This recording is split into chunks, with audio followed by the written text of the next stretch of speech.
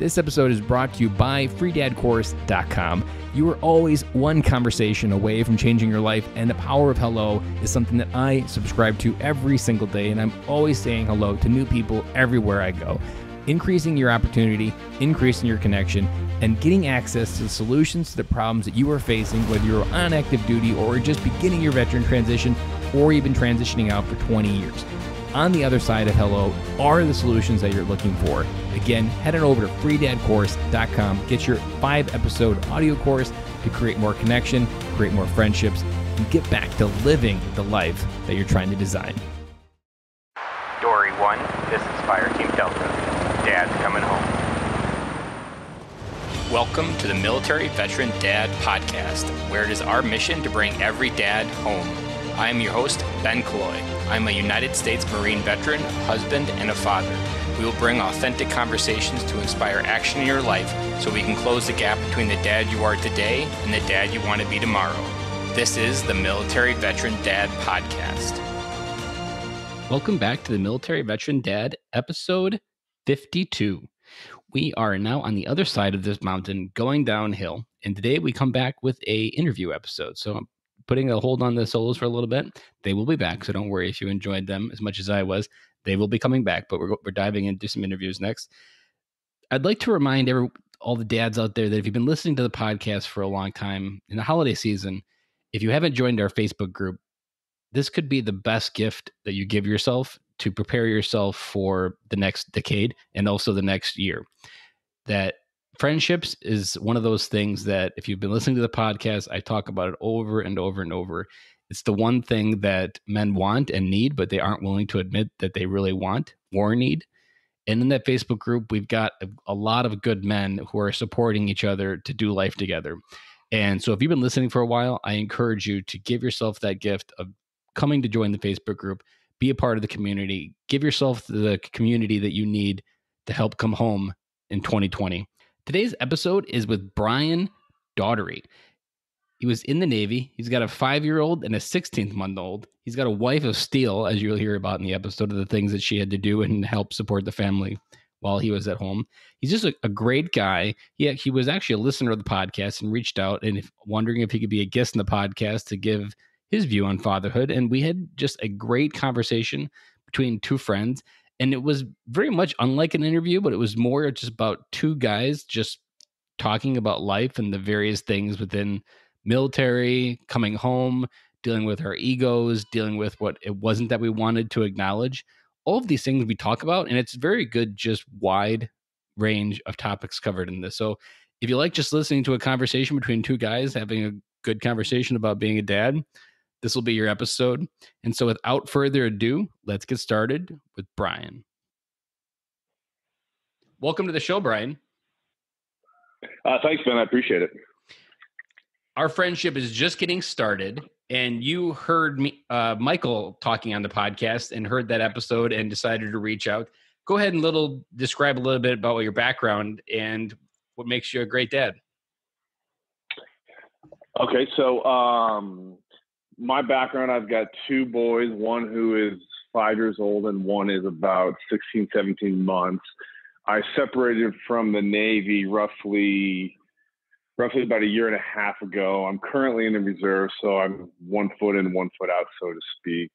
I did 8 years active duty, year and a half reserve status. And what makes me a great father, other than loving my kids unconditionally, I don't really know, to be honest with you. I think you'd have to ask them that. Have you ever asked them that? I think if you ask my older son, Declan, he would probably say that I always hook him up, meaning, I'm the parent that would sneak him some candy before dinner or before we go to bed. Things you shouldn't do. But I do it anyway. I am the rule breaker. Were you the rule breaker in the Navy? No, I wasn't. You were the rule follower. I was not. I was the rule follower, absolutely. When my time in the Navy, I just wanted to do a good job and make a good name for myself. And it's kind of playing both sides, right? You are in the Corps, you understand. It's playing to the officer side and it's playing to the enlisted side. And so at the end of the day, I always defaulted in trying to follow the rules and do the right thing, because if you didn't, as you know, you got in trouble. It could severely affect your platoon's deployment, your deployment, and the ripple effect could be catastrophic, actually. So you had a family while you were active, or you've only had your family since you were in the reserves? I had my oldest son was born when I was active duty, and that was kind of an interesting thing for me, because he was born. The Navy said, we'll give you 2 weeks. So I had my 2 weeks with my son and my wife when he was born. Then I had to take off for training, and I had 6 months of training. I came back here and there from training, and not a lot, but like I said, it was here and there. And then when I got done with my training, I had to go to school for 3 months. And then from there, they sent me overseas for a 6-month deployment. So it was a really good amount of time until I got to spend some quality time with my son. I want to say it was probably 15, 16 months before I really got to spend time with my son.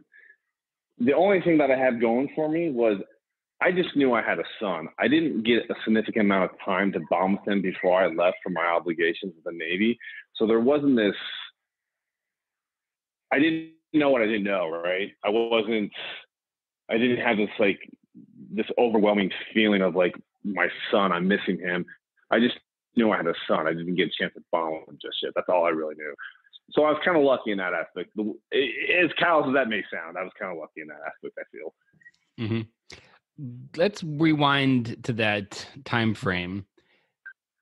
What do you think was going through your head when you first came back, when you welcomed, because essentially you saw your son born and then you fast forwarded 6 months, almost like I can't think of the Adam Sandler movie where he has the remote control to fast forward through time, whatever that movie is, where you fast forward to 6 months and you get to walk in the door and miss that first 6 months. Did you ever feel like there was emotions there that you weren't dealing with ever? Or like when you came back home, what did that feel like for you? I was super excited to come home. I spoke to my son to the extent that I could. I saw him on Facebook, or not Facebook, FaceTime. So I was able to somewhat I was able to somewhat build a rapport with him on my end during my deployment, the time I was gone. When I came back, I was super excited. And it's kind of interesting. My buddies would always joke with me. They would say, Brian, when you come home, your son's going to be talking. He's going to look at your wife and say, hey, Mom, who's this guy? And I knew it wasn't going to be like that, but I was kind of worried that it was, because he was all about my wife. They'd had an opportunity to bond. And I still was kind of this individual who he didn't really know all too well. Luckily, since I'm the dad that always hooked him up, I was able to kind of turn that around really quick and kind of buy his affection and love. And, he wasn't completely oblivious to who I was. I just didn't have an opportunity to bond the way I wanted to. I don't know that I really thought about it. I was just so excited to get home and kind of hold him and hug him and just spend some really good time with him. And I knew that it was only a matter of time before we were able to develop that rapport and that bond that I wanted. What was coming home like during that time frame after your wife had been alone with a newborn by herself? I'm sorry? What was coming home to your marriage like, being gone for that long time?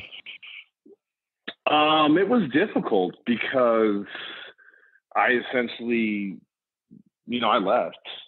She was going to school at that time. She had just quit her job to start a business, and she was raising my son all by herself. I basically left her. I had no choice. I think it took a bit of a toll on our marriage, as all deployments do, and it takes a moment to get back into the swing of things. She's an amazing woman. For someone to do all that and to keep a smile on your face while I was gone. Looking back, and now that you asked me this question, I'm impressed that she was able to do it. I'm proud of my son, who he is and what he's become thus far, and it has a lot to do with what she was able to give to him while I was gone, and even give to him now. Mm-hmm. It took some time. Were you married when you were deployed? No, I was pretty much put my life on hold when I was in the military. So nothing, I didn't even really date when I was serving. I put it all on hold and didn't start dating till I got out. Okay. That's probably the smart thing. But I observed a lot of families in Okinawa be separated, because in Okinawa, you're deploying quite often to countries for a month at a time. So I observed that emotion and that detachment, and I just kind of knew from afar that I didn't want to create a family within that environment.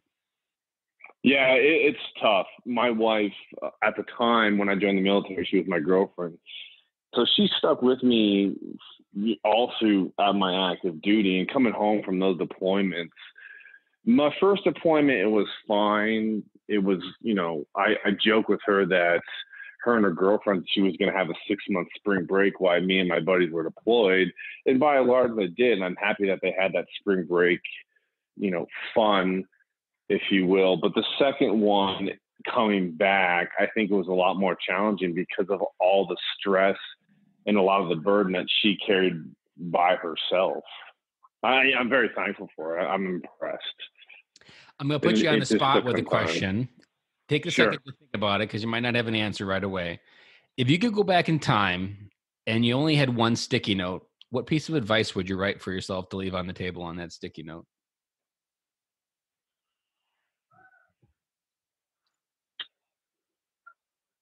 What do you think that Brian 5 years ago needed to hear that you maybe didn't figure out till later? I don't think so I joined the military when I was 29 years old. I call it my quarter life crisis. And despite being an adult, I don't think I really grew up. I don't think I really got what life was about until I was able to experience the past 8 years. It was from the military basically helped me understand and figure out what it was all about. If I had to leave a sticky note, I would say do it sooner. Trust your gut instinct and do it sooner. I don't have any regrets in life, and I truly believe I am where I am today because of the choices I've made. And it's interesting looking back in life. I chose to go left, and I could have just easily gone right. And analyzing those situations, I would have, if I went right instead of left, I'd be in a completely different situation. I'm okay with all that, right? I'm okay with that.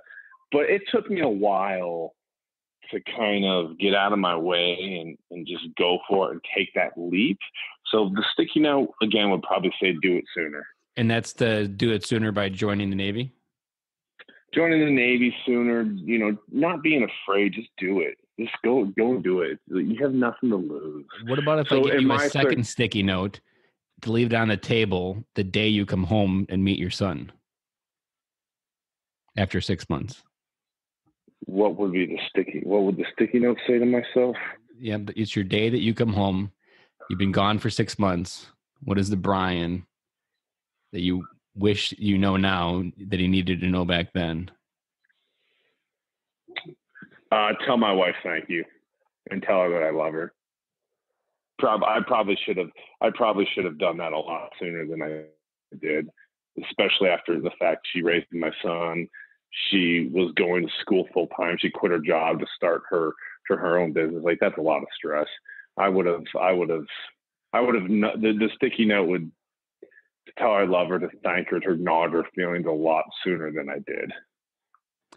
And I think what you just acknowledged there, Brian, for every dad out there, if I could talk to the dad listening, this is something that's been repeated multiple times on the podcast, that when you go on a deployment, you're borrowing time from your family, and it's a credit card, and you have to intentionally repay that debt back. And the moment you walk through the door, it starts collecting interest on what you haven't repaid. And we're prioritizing your wife, because throughout everything that you're creating in life, your wife is the one that's going to last forever. Your kids, you could be excited for your 6-month-old, but at some point, your 5-year-old will leave you now. It's going to be guaranteed he's going to leave you out in the world. And that repayment plan to your wife is the one that's going to make it take you to the end of your life.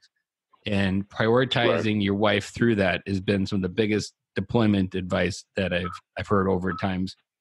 And the other one that I often hear is related to try to explore what life was like through those 6 months through just, I was just exploring this with the Navy SEAL on last week's episode, and we kind of coined it together, calling it an empathy bridge.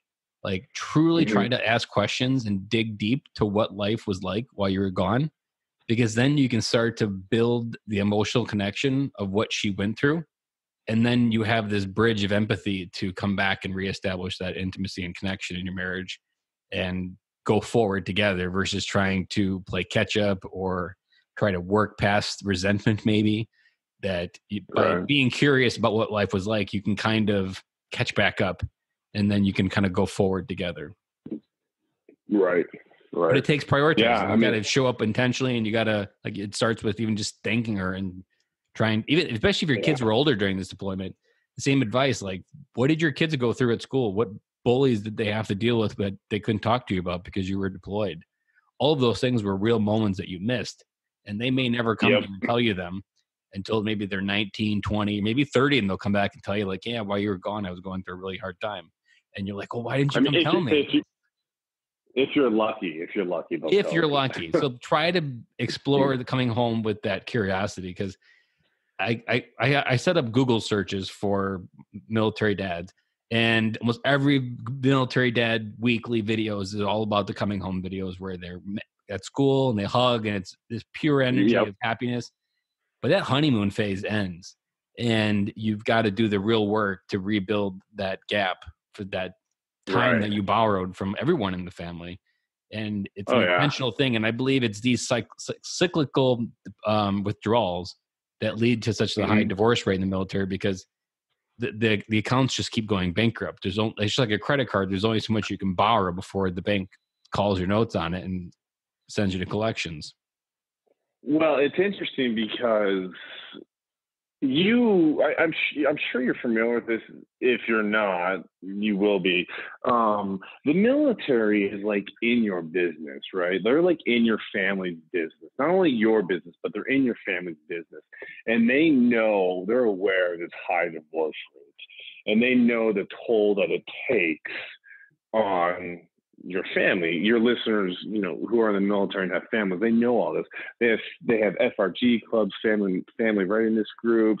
They have, when you're deployed, they do all they can to like bring your wife, your kids into like the military family to make things okay to the best that they can while you're deployed.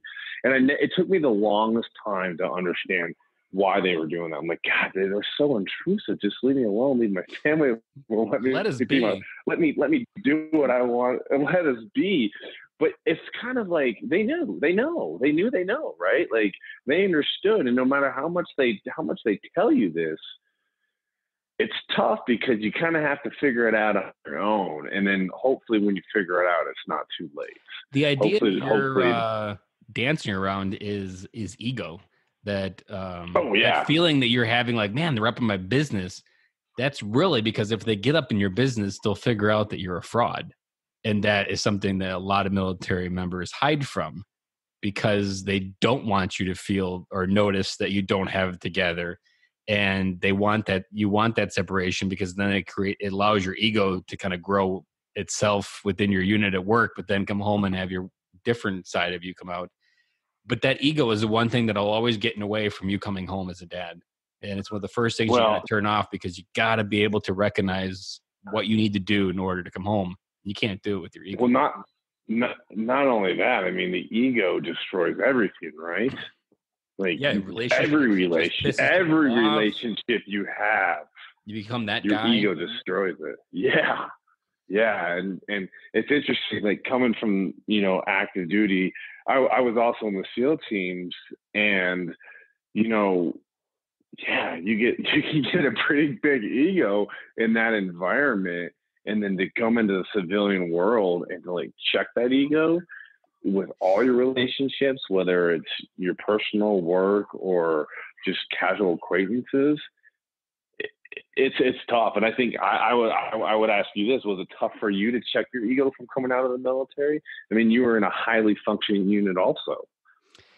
Yeah, I would say my ego was maybe an emotional ego. So for me, deep down inside, I was a scared little farm boy that was scared to really be himself.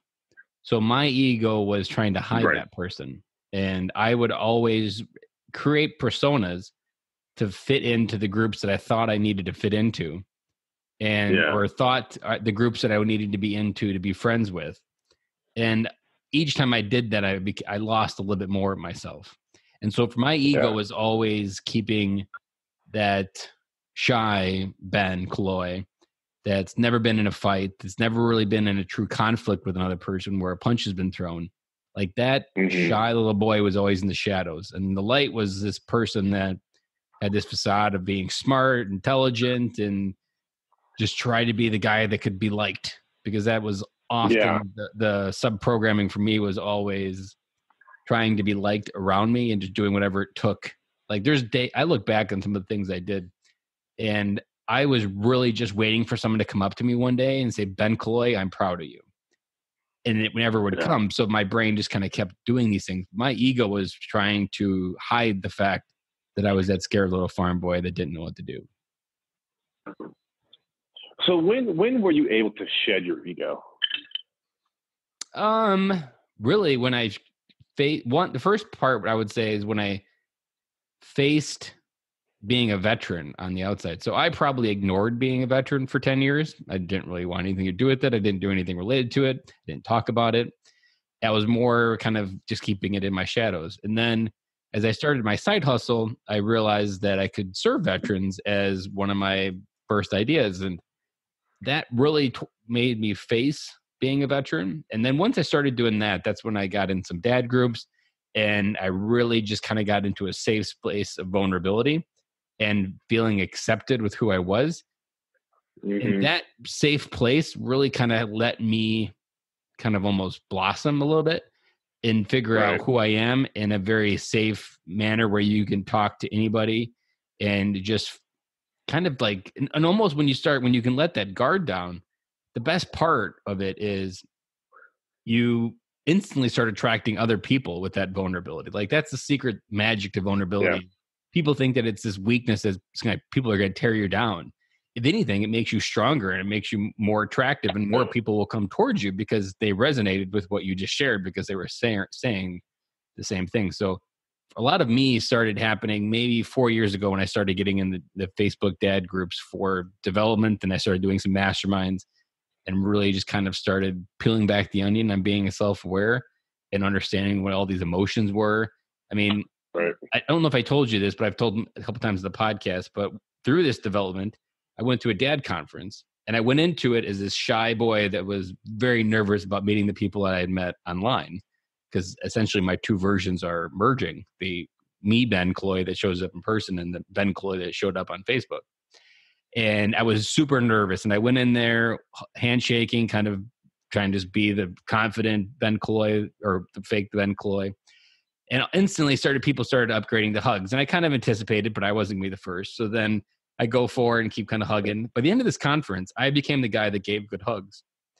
But that was the least likely thing. I have never been a hugger. I have always felt uncomfortable hugging. And now it's something that I admit openly, but it wasn't something that I even acknowledged was there, even knew was there. But it kind of just blossomed in a safe place where it could.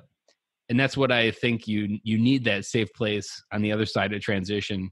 And even in active duty, like this is the hardest part about serving in the military, having a family, active duty, is there is no real safe place for you to be vulnerable, because when you're on active duty, your emotions are generally needed to be in check. And if you don't keep them in check, they're going to get killed. Or that's how they train you. So that way you prepare and act the same way when you go into battle. But that lockdown is what always gets us, because you need that safe place to really just kind of sit in that moment. Sometimes I describe it as like, if I'm sad, I'll just say like, I just need to sit in it. I just need to sit in it for 15 minutes and really just let myself feel sad to really understand whatever it's trying to tell me sometimes. Yeah. So you said a couple of things that kind of resonate with me. One is, I don't think that you or one can operate on that lockdown mode 24/7. I think that's too detrimental to the human psyche. I agree. And I think this is what just builds up. I think this is what also catastrophically makes people fail on transition, is there's a lot of the worst case scenario happens when someone joins the military that doesn't have an identity. Maybe they had a broken family, and they essentially assimilate the uniform as who they are. They become Superman when they put the uniform on, and their entire identity is wrapped up into that uniform. And it's just this giant, it's almost like the Troy castle. It's this massive castle inside, and eventually it ends and it all comes crashing down and they have nothing left. Like, that's the pit that most people fall into when they surround themselves in that. That's like the extreme part of it. And there's been a couple that I've known that have ended up killing themselves because their ego is so strong and identity is wrapped up so much in that uniform that when the uniform came off, they really had no idea who they were. Well, I don't want to disparage anyone who served or anyone who's serving, but I would venture to say that is very, very common, what you just described. Oh, yeah. I mean, military takes the broken people. It doesn't take always the good people. It takes the people that don't have a road to follow. And they're like, hey, we'll come over here. I'll give you a road to follow and I'll give you some money for it. We'll pay for your college. What can go wrong? And it's funny, though, because if it takes that certain type of person, that is a family for them. They're getting something they didn't necessarily have in the past. They're getting an identity they couldn't find, and it only ends up potentially, not always, destroying them in the long run, right? Which is it's interesting to me. And for me, I have a similar one. I didn't really have a clear any identity. I was just a lonely farm boy, I would say, before joining the Marine Corps. And for me, the military kind of gave me pride. It issued me pride, I would say, because I never really felt pride on my own. But it gifted and awakened a lot of other things like leadership. But when I got out, leadership became dormant. It wasn't even something on my radar until 10 years later, until I heard a man talking about Zig Ziglar. And that man just kind of ignited. I'm like, I know all of these answers. And they came from the Marine Corps. They were just suppressed for over 10 years. So there are things that the military gives you for tools, but they kind of dress it up in this uniform part, and you never really get the packet. And there is people always talk about the transition from active duty to civilian, but the one they really never talk about, that actually it's a two-sided coin.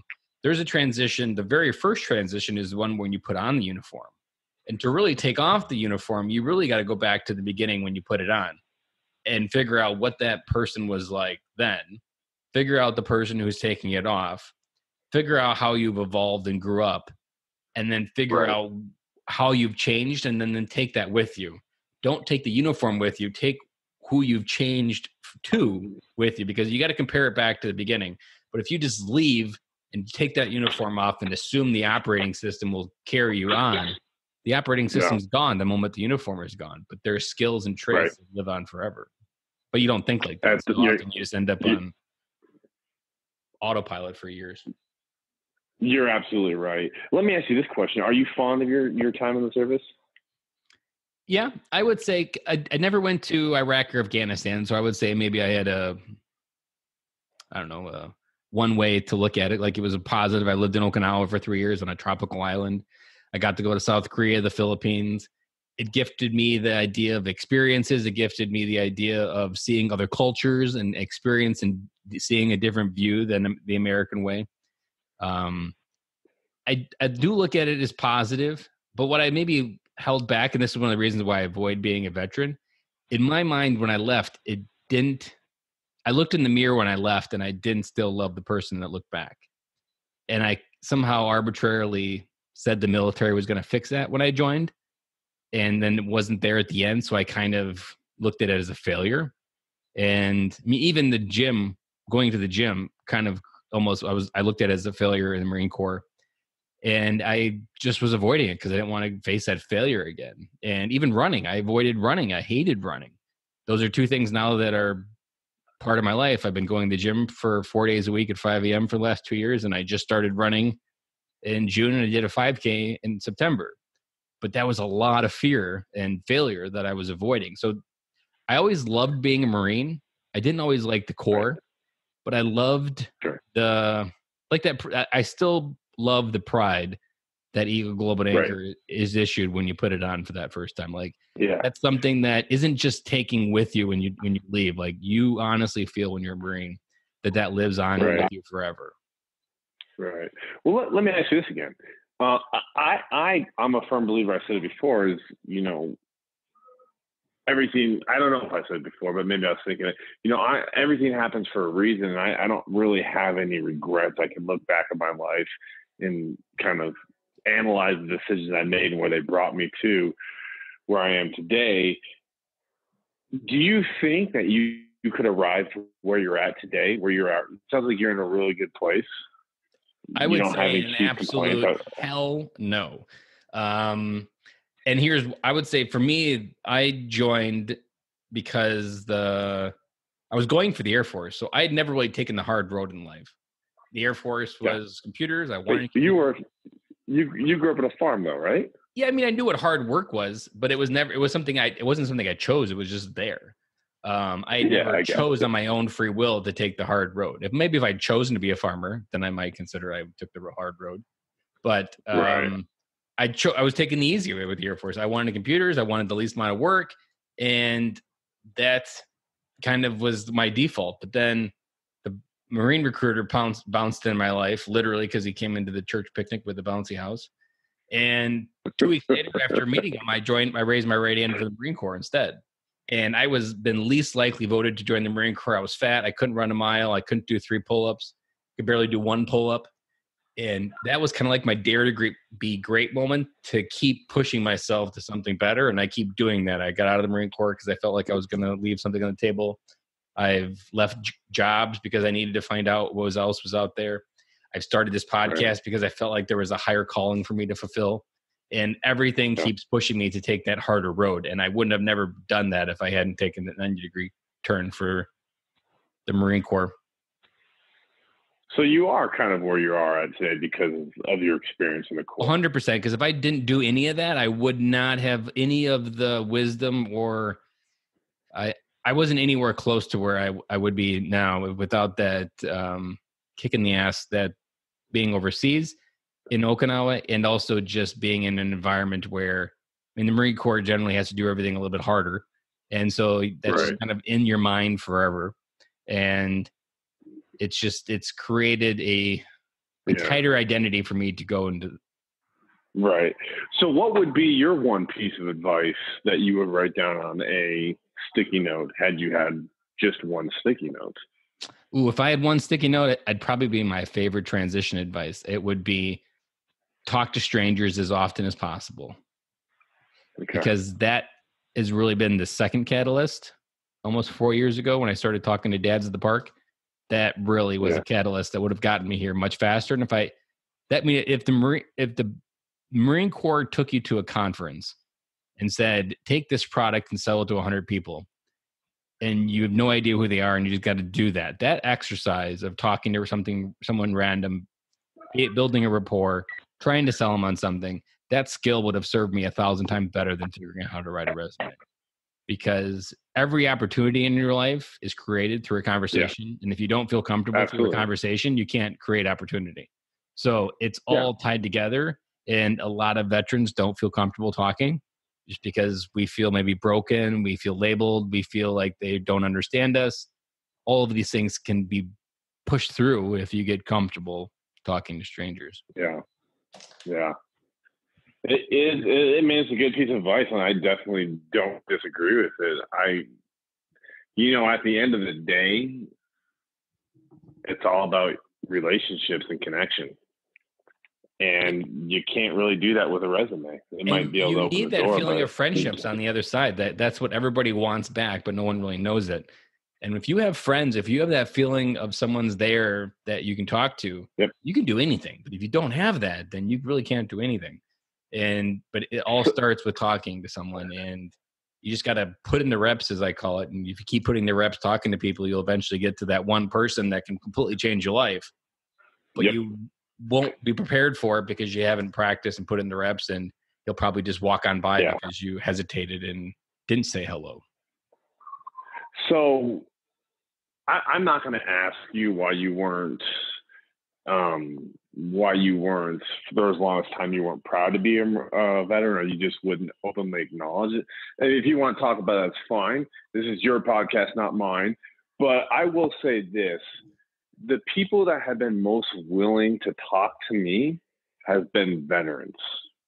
I remember when I was getting out, I had more veterans I've never met before. Veterans reached out to me, saying, "Hey man, we love you," because veteran suicide is pretty high. So I think there was a part of that. "Hey man, we love you. I'm here for you. Whatever you need, let me help you. Whether it's whatever it is in life, let me help you." And it was my transition of getting out and having the veteran community open up their arms to me to have these conversations.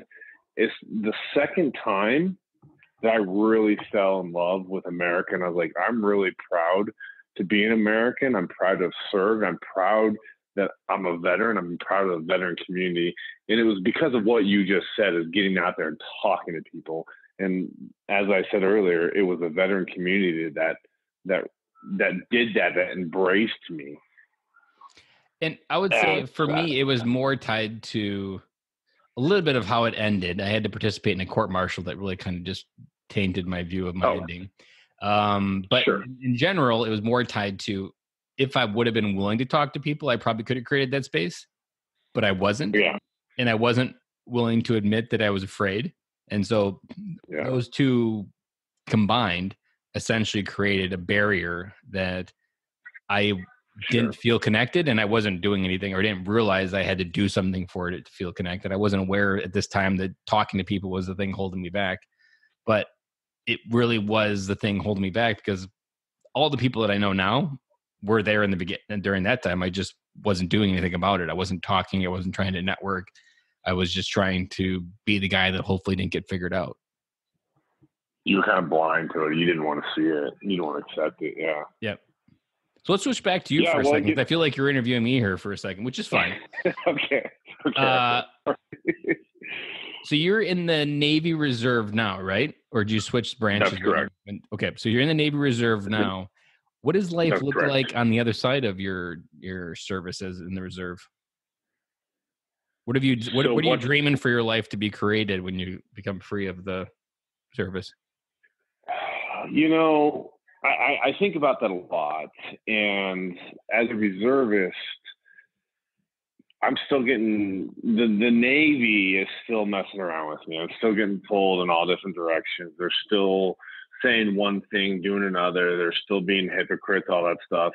I have to go report next week to my reserve unit. And I've spent 24 hours trying to book an airline ticket and get orders so that I can go do this. I'm trying to be a super squared away sailor. I'm trying to be good, right?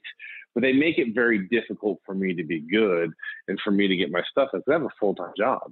I have a family, and I have a watch business that I'm trying to get off the ground and get up and running. I don't have time to deal with the stupidity that the reserves brings, because no one can help me out, right? You understand, like, the military is just stupid sometimes, right? Like, the system doesn't work when you need it to work the most. So what does my life look like on the outside when I'm done? It's spending time with my boys and teaching them the lessons that I learned while I was active duty that I thought were valuable to me becoming who I am today.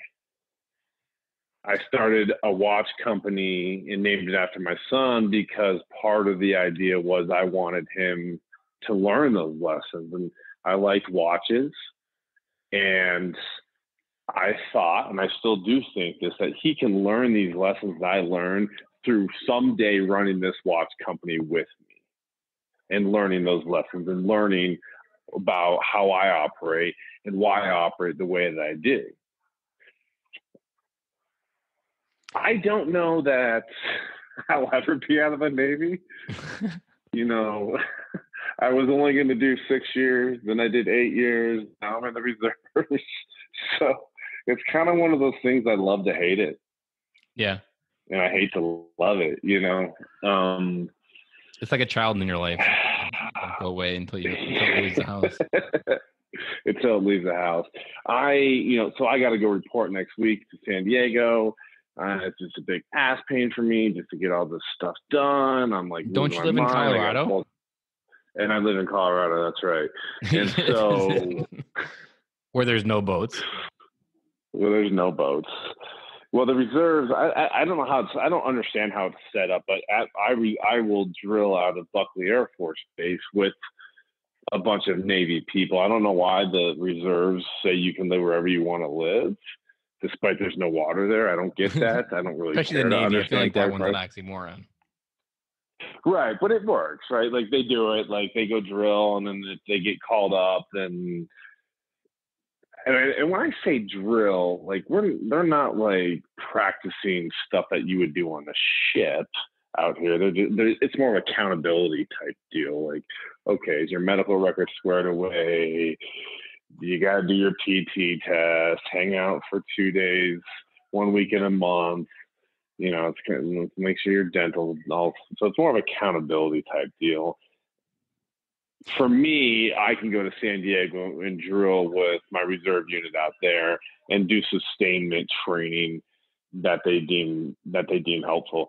So whatever. Anyways, they let me do that. It's cool. I'm happy. I can live in the states I want to live in, and then when I get bored or cold out here, I got to go to San Diego, and so it's like this pendulum back and forth. I'm getting tired. I get tired of the civilian world, and I got to go play Navy SEAL for the weekend. I'm like, oh yeah, now I remember why I left active duty, and then I go back to civilian world, and it's just it's back and forth. But to answer your question in a long-winded way, it's spending more time with my boys and teaching them to be the person that they want to be. And I think that's hard for people to do because of all sorts of reasons, outside influences, trying to fit in, all sorts of stuff like that. And we were kind of talking about this with earlier, that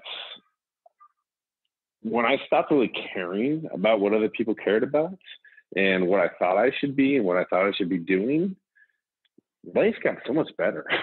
Mm-hmm. And I don't know, it's got to be a maturity thing, right? Like it's got to be as you get older, like you feel that way. I don't know.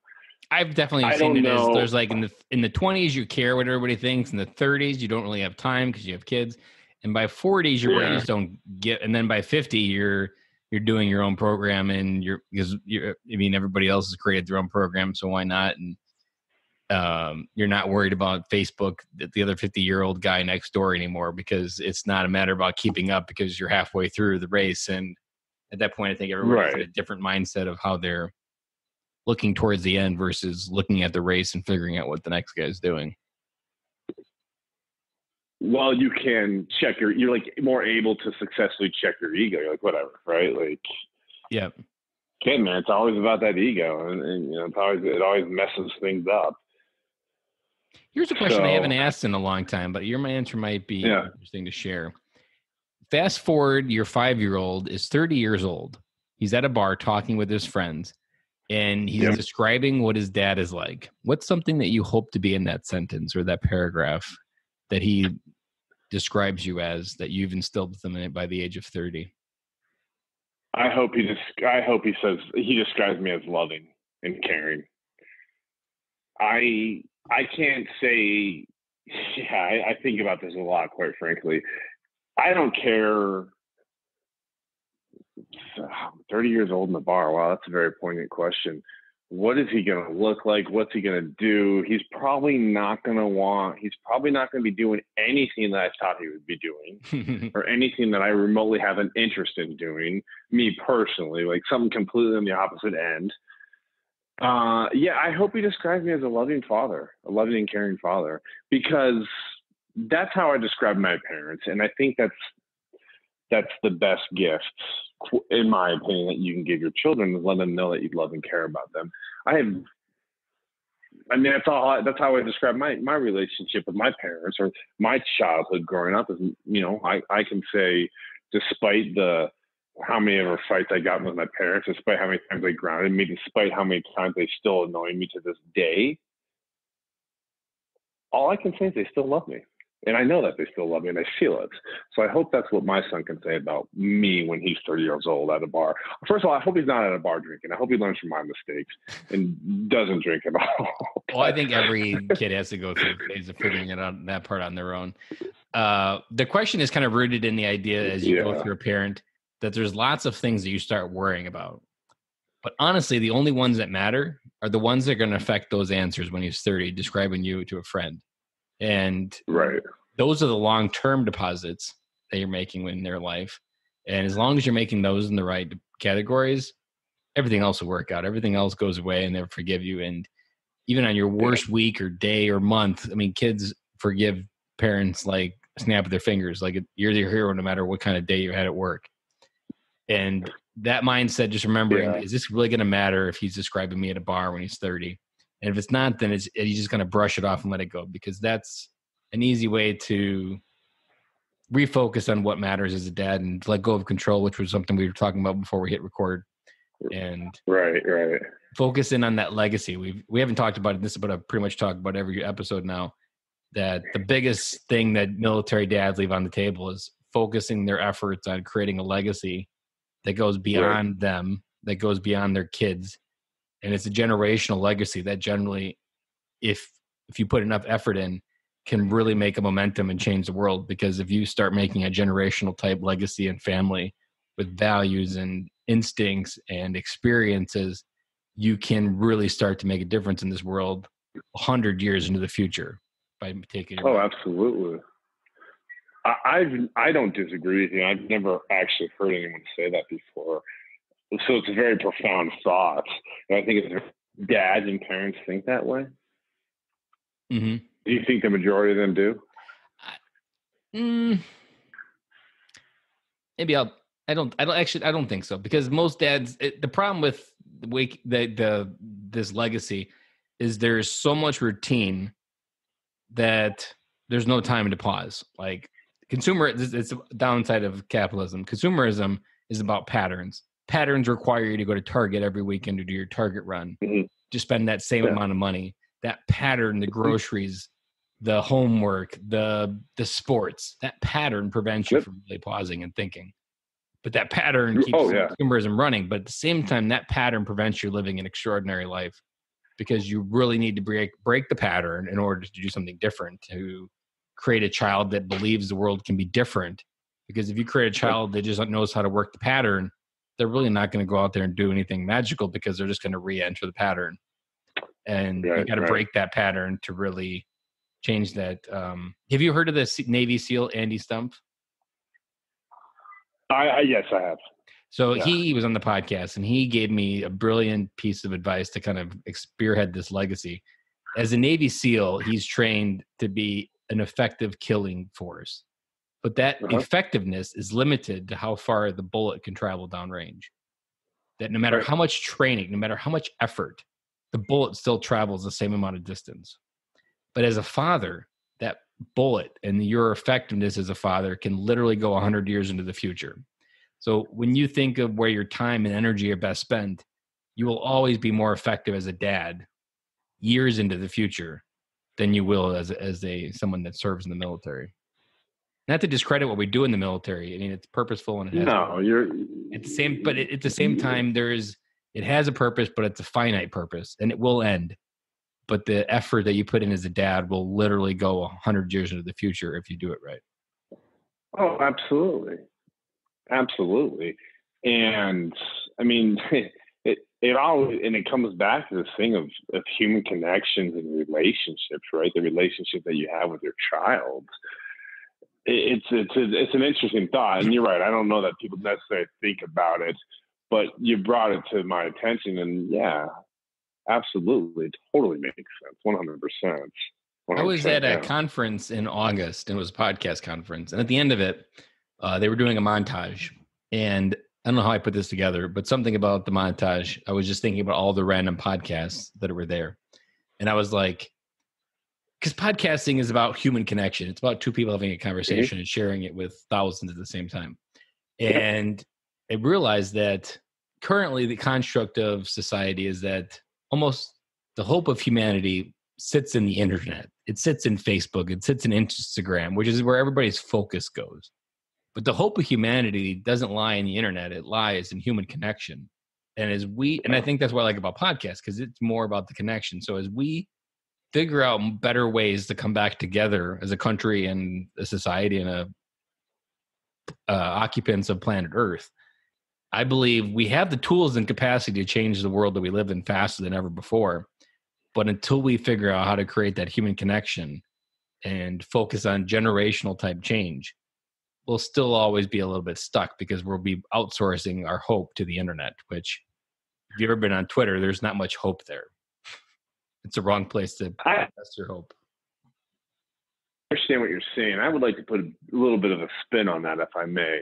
See, I feel like there is hope for humanity, despite all that stuff going on, because at the end of the day, we as humans crave human connection and relationships.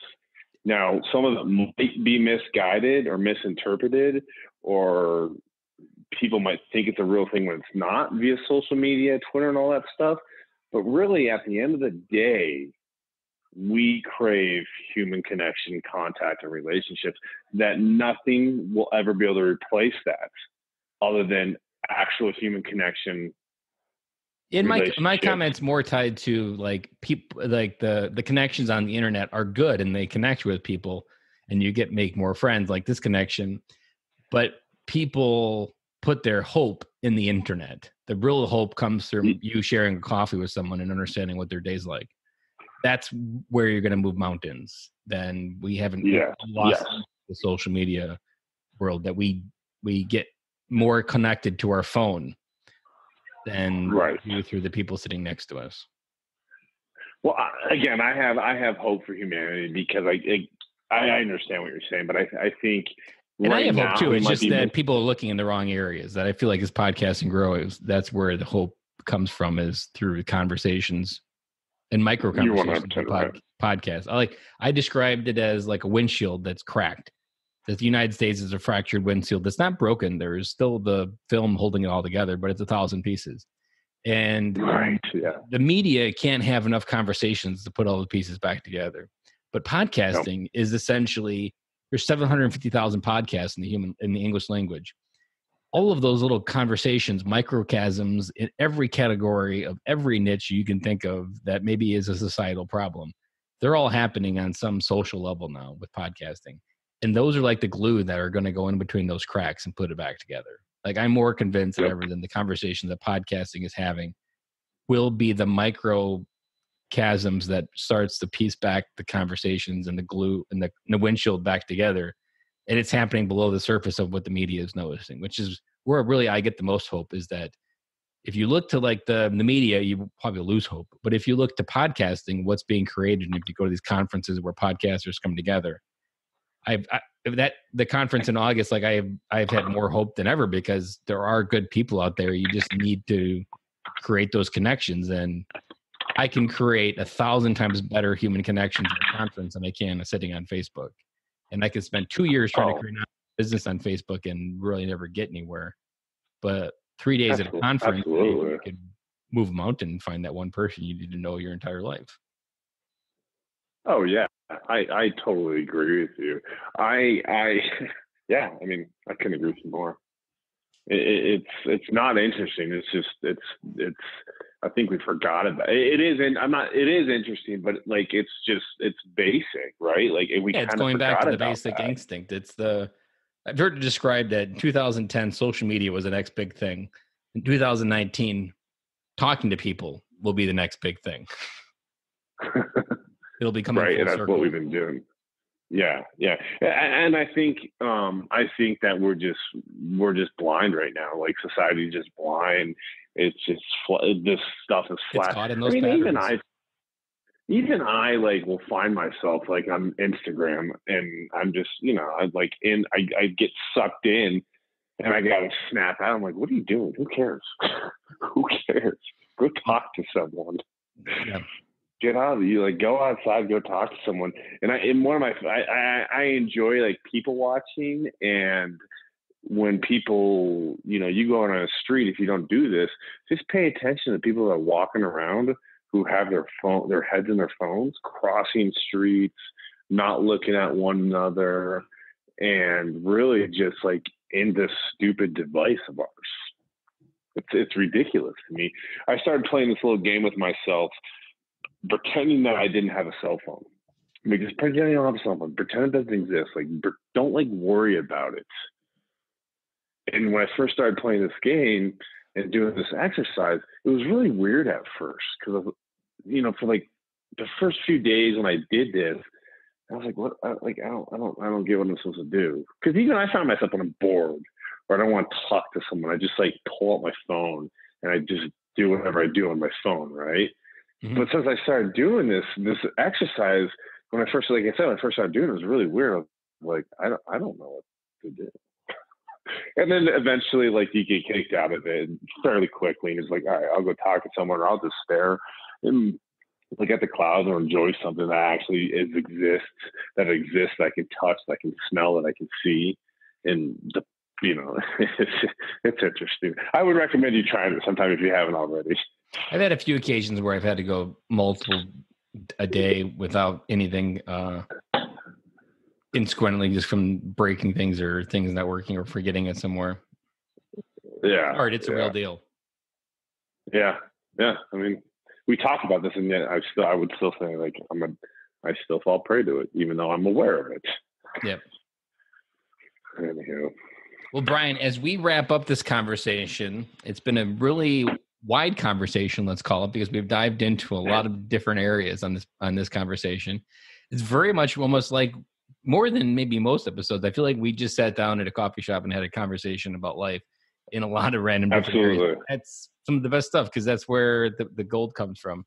What's one parting piece of advice that you want to leave for every military dad listening to this? If you could sum up from what you've learned. Oh, man. One piece of advice. It's kind of like what we had talked about earlier. Don't forget who you are, and don't forget to. I would say don't forget to who you are, who you really are inside, because I think once I know for myself, once you. It hasn't been recently until I've been very comfortable with who I am and what I've done and what I know and what I don't know. And when I realized that, when I checked my ego, the world opened up to me. And when I can be myself, and I can be happy, and the world opened up to me, then I can be so much better to my children. I can be so much better. I can be a better father. I can be more compassionate. I can be more understanding. And so my advice would be, don't forget who you are. I love that. No one's given that advice at the end, so that's a new one. So I like it, and it is a perfect way to remind a dad that the first step to coming home is to remember you are a person of value. Your kids love you, and that you are their hero. And stepping into who you are is the best way to fulfill your marriage and your life. Yeah. I think so. I agree. Well, Brian, I want to personally thank you for, one, reaching out to me blindly on the internet and asking me to come on the podcast, because I know this conversation is going to bring a few dads home, and I appreciate your time tonight. I know it was a little bit, we were wondering if it was going to happen, but I'm glad we made it happen, and I look forward to getting this episode out in the world. Absolutely. And I want to say thank you for having me on the show. This was a conversation I did not expect to have tonight. It was profound, poignant at times, and thank you very much. You've caused me to think a little bit further beyond than I normally do on certain topics, and consider some things I didn't consider. So I appreciate that, Ben. And from one veteran to another, thank you very much for what you do. Like I said earlier, I'm proud to be a veteran. I fell in love with America because of people exactly like you that are willing to talk, that have opened up their arms. So from the bottom of my heart, thank you very much. I appreciate it. Well, I appreciate that too. And as we're just around the corner from Veterans Day, happy Veterans Day. Likewise, brother. All right. Well, thank you, and you have a great night. All right, you too, bud. Thank you. That's a wrap. And thank you for listening to today's show, and I really hope you enjoyed it. The lifeblood of any new podcast are the reviews. If you haven't reviewed the podcast yet on iTunes, I would really appreciate it, and you will help us get the message out to even more military veteran dads. As John Maxwell says, if there is hope in the future, there is power in the present. Dads, it's time to come home.